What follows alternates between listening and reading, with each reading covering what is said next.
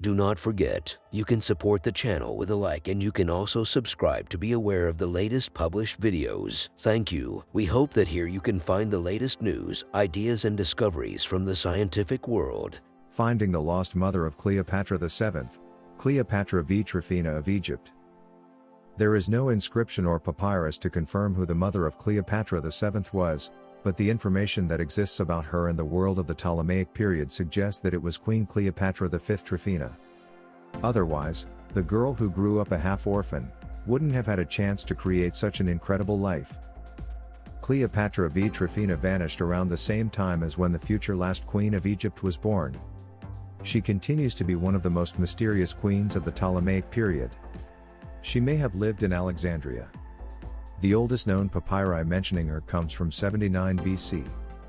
That was the year when she married Ptolemy XII, king of Egypt.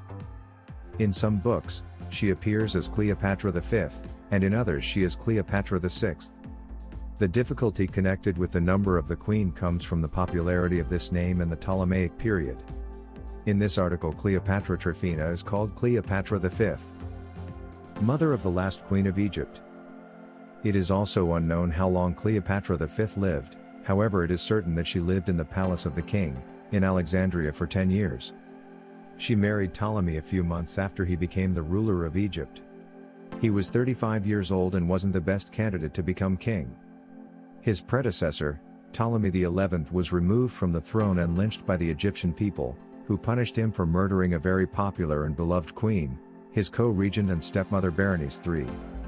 After his death, there was only one available male descendant of the Ptolemaic dynasty. The mother of Ptolemy XII was an unknown Greek woman, one of many who lived in the harem. The future Ptolemy XII lived part of his life in exile in Sinope, Pontus. During the reign of his predecessor, he had to live at the court of Mithridates V. When he returned to Alexandria in 80 BC, the people of Egypt saw a new hope in him. In those times, Egypt was already a shadow of the old and powerful country it used to be. A debt owed to the Roman Empire, many inner struggles, and the danger of becoming a province of Rome, were just a few of the problems facing Egypt at the time. This was the atmosphere when the new king married his cousin Cleopatra Tryphaena. Rome did not challenge Ptolemy's 12th succession, but they had already planned for Egypt to become a part of their empire, so they didn't treat Ptolemy as a real ruler. His personal cult name was Neos Dionysus, but he was known as Auletes, the flute player.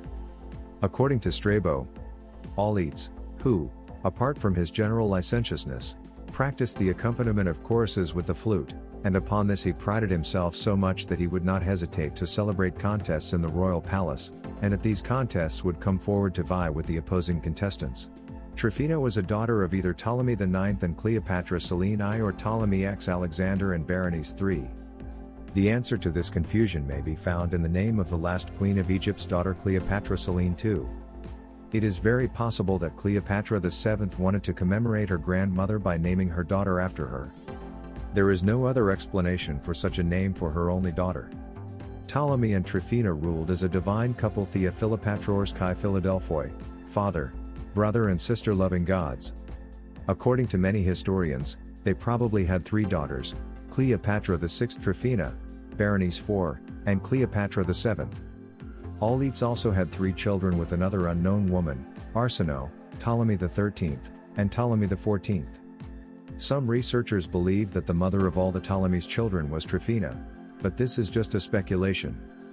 Contradicting these ideas, Strabo reported that Ptolemy XII had only 3 daughters, Berenice IV, Cleopatra VII, and Arsinoe IV. According to another theory, Ptolemy divorced her and she had to stop being a part of public life in Alexandria. There is also a suggestion that her life after 69 BC is hidden in a story about co-rulers who supported Ptolemy XII. If Strabo is right, and there was no daughter called Cleopatra Tryphaena, the co-regent of the pharaoh was his wife. This means that her role in the court changed, which would have influenced the life of their family. In 58 BC, the people of Egypt wanted Ptolemy to abdicate and he left the throne to save his life. When all elites escaped from Egypt, his co-rulers became the official rulers of the country.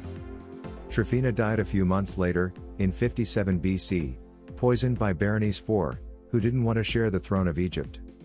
History doesn't fully explain what happened, but when 3 years later Ptolemy XII returned to Egypt and took the throne back, he sentenced Berenice to death. The shadow of a queen. When she died, Cleopatra V Tryphaena was probably buried in a mausoleum in Alexandria. It is unknown if she was buried in a tomb of the Ptolemies, or in Soma, the tomb of Alexander the Great, which became a grave for many Ptolemaic rulers. It is significant that her daughter's personality was very different from her father's. Is that a key to finding out who Tryphaena was? Was Cleopatra VII similar to her mother? The complicated and incomplete genealogical tree of the last Ptolemaic family is still lacking information and much of it has been forgotten over time.